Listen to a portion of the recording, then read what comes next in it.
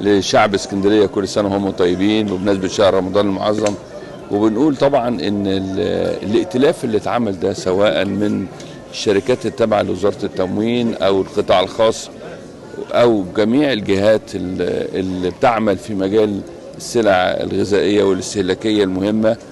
طبعا ائتلاف احنا مرينا النهارده وشفنا قد ايه ان في مجهود كبير مبذول لتوفير وتدبير السلع طوال، لا مش بس طوال فتره من دلوقتي لغايه الفترات اللي جايه وشهر رمضان جواها ان شاء الله، لتوفير السلع بسعر مناسب للمواطن.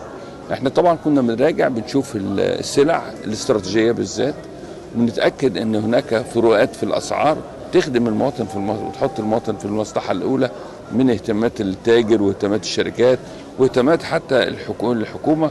وده توجيه طبعا احنا عارفينه، وحتى كان في التوجيه الاخير لدوله رئيس الوزراء اكد على ان مبادرات اهلا رمضان هي مبادرات الغرض منها خدمه المواطن وتدبير كل السلع اللي الاسره المصريه بتحتاجها خلال شهر رمضان المعظم باسعار مناسبه وضمن القدرات الماليه بتاعتهم. مدبرين لكل منطقه، كل منطقه فيها المعارض دي، بمعنى مش بس التمركزات الثابته، لا احنا عندنا تمركزات ثابته وعندنا ايضا تمركزات متحركه عشان نوصل للقرى والنجوع اللي موجوده اللي هي ما فيهاش تمركزات ثابته. يعني احنا اتعملت خريطه متكامله بعد اجتماع ليا شخصيا مع وزاره التموين ومع العملاء بتوعنا المنتشرين بتوع السلاسل التجاريه في القطاع الخاص ومع الجهات الاخرى اللي بتدبر السلع ديت.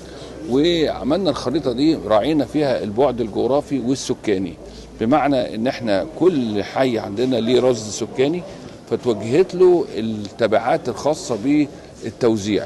لا مش بس كده، ان احنا تاكدنا ان احنا قادرين ان احنا نوصل للقرى الصغيره وندبر لها سواء عربيات متنقله او شوادر ثابته اللي هي لا تتمتع ان احنا يكون في مكان ثابت زي كده. فبالتالي الحمد لله قدرنا في الفتره اللي فاتت نتيجه لتخطيط جيد وتنسيق وتعاون جيد بين المحافظه وبين وزاره التموين مع كل الجهات الداعمه لينا، سواء القطاع الخاص اللي بحب اوجه له رساله شكر او الاجهزه الاخرى اللي بتدبر زي جهاز الخدمه الوطنيه، منافذ امان. كل الناس دي بصراحه كان عندهم نيه صادقه في تدبير السلع للمواطن السكندري بشكل كويس وباسعار مناسبه جدا. هي الحرص ده منبعه الاول والاخير هو المواطن. المواطن لابد ان هو يعني يشعر ويحس وهو بيمر في الاسواق ان الحكومه، وطبعا ده توجيه دايما دولة رئيس الوزراء وكمان فخامة الرئيس طبعا كان حريص جدا على ان هو دايما تلاقي في اللقاءات وكده بيشير الى متابعته الدقيقة للاسعار ومدى وجود الاسعار باسعار مناسبة داخل الاسواق وتدبير الحاجات دي كلها. وطبعا في اخر لقاء لدولة رئيس اتكلم عن مبادرة اهل رمضان، اتكلم على مجموعة من الحاجات، اتكلم ان التدبير المالي لتدبير السلع تم تدبيره مع وزارة المالية، اتكلم ان المواد والخامات والمنتجات المطلوبة لهذا الشهر تم تدبيرها وتوفيرها، اتكلم على ان الضخ للكلام ده هيكون بالكميات المناسبة.